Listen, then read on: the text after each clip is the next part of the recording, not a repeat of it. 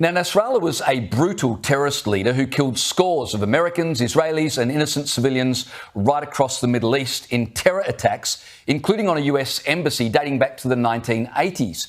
But you wouldn't know that if you read The Washington Post, who described him as a saviour and a fatherly figure with a folksy yet articulate manner. And not to be outdone, the New York Times described him as a charismatic religious and political leader and military strategist who had dedicated his life to resistance. And Associated Press, well, they called him a charismatic and shrewd strategist, wearing spectacles and sporting a bushy grey beard like many religious Shiite men. In fact, he often paused in his speeches to make jokes. Isn't that just absolutely appalling? Wow. That is so bad by mainstream media, bear in mind. I mean, I've become not surprised by this. You look what happened to the BBC, for example, in the UK. They actually were found to have breached their own editorial guidelines when it came to reporting on the Israel-Hamas conflict. Did you say the BBC have editorial guidelines? Who would have thought? What an absolute revelation. But how morally bankrupt do you have to be as an organisation, not just journalists here, but the editors of those publications,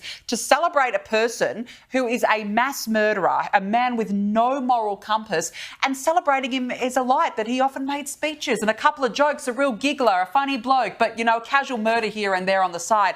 But no, it doesn't matter. It's disgusting. Well, welcome to 2024, where the Western media call men who believe they're women. They call abortion family planning, and they call terrorist butchers fatherly figures who kind of have a folksy way and like to tell jokes when not slaughtering people right across the world.